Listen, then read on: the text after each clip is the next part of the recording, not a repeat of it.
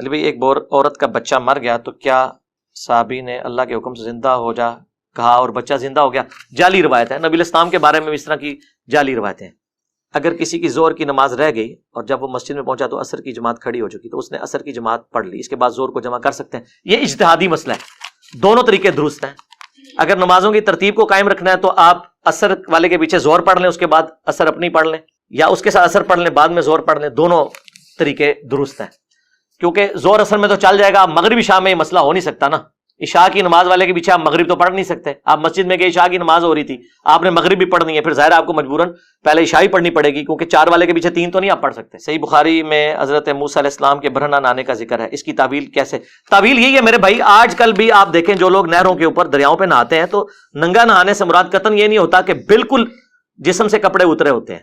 ابھی بھی آپ عربیوں کو دیکھیں، انہوں نے نیچے اپنا وہ ٹراؤزر بھی پہنا ہوا ہوتا ہے، اگر اوپر جبہ پہنا بھی ہو، اور اگلے زمانوں میں بھی لوگ نیچے کوئی نہ کوئی، یعنی آپ سمجھ لیں چھوٹے والی نکر وغیرہ اس طرح کی چیزیں یوز ہوتی تھیں۔ یہ تعویل اس کی یہی کی جائے گی، یہ نہیں ہوگی کہ بالکل وہ تھا، ایسا نہیں ہے۔ آج کے دور میں اگر عالم دین بننا ہو تو کس مدرسے سے بننا، جس مرضی مدرسے سے بنے، ایک بس رول یاد رکھیں، جہاں بھی پڑھنے جائیں وہاں جو کچھ کتابوں میں لکھا ہے اسے فالو کریں، اور جو کتابوں سے ہٹ کے بتا رہے ہیں اسے چھوڑ دیں، اور سوال نہ کریں۔ اگر آپ نے ڈگری لینی ہے، سوال کریں گے تو پھر ڈگری بھی کو نہیں چلے، چپ کر کے اپنا وقت گزاریں، اور جو علم حاصل کر رہے ہیں وہ آپ کر لیں۔ باقی اگر آپ کہیں کہ آئیڈیل، تو وہ کوئی بھی نہیں ہے جی، سیدھی سی بات ہے۔ کالے جادو کا اسلام میں کیا تصور ہے؟ جادو تو ہے نا جی، جس پر کالا جادو ہوتا ہے اس کے فرشتے حفاظت کیوں نہیں کرتے؟ دیکھیں فرشتے تو حفاظت کرتے ہیں روحانی طور پہ بھی، جسمانی طور پہ بھی، لیکن پھر بھی انسان بیمار بھی ہو جاتا ہے۔ اللہ تعالیٰ کی طرف سے جس طرح لا علاج بیماریاں ہیں، اس طرح روحانی طور پر بھی یہ لا علاج بیماریاں موجود ہیں نا۔ بعض اوقات تو علاج ہو جاتا ہے اور بعض اوقات اسی میں ڈیتھ بھی ہو جاتی ہے، جس طرح کینسر بھی تو فرسٹ اسٹیج پہ پہنچ جائے تو علاج نہیں ہوتا۔ بہرحال کوئی عامل جو اہل توحید میں سے ہو، شرکی الفاظ نہ بولتا ہو، آپ اس کے پاس جائیں۔ یہ جو وظائف ہیں یہ اس وقت تک علاج ہیں جب تک کہ آپ کے اوپر جادو ہو نہ جائے۔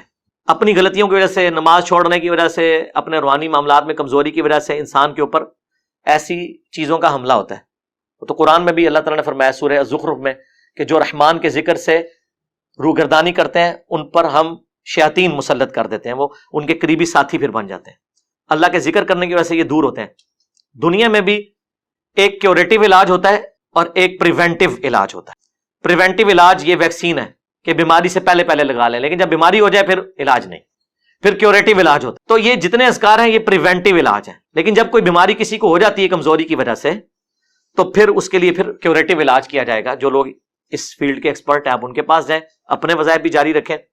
نبی علیہ السلام پہ جو جادو ہوا وہ امت کی تعلیم کے لیے تھا، اس کے بعد کبھی آپ نہیں سنیں گے کہ خلفائے راشدین کے اوپر کوئی جادو ہوا ہو، ورنہ جس طریقے سے اس وقت جادو عروج پہ تھا یہودیوں کے ہاں، اور حضرت عمر فاروق رضی اللہ تعالیٰ عنہ نے یروشلم بھی لے لیا تھا عیسائیوں سے، تو اس وقت تو کتنے لوگوں نے کوششیں بھی کی ہوں گی، لیکن کوئی جادو کامیاب تو نہیں ہوا ان کا۔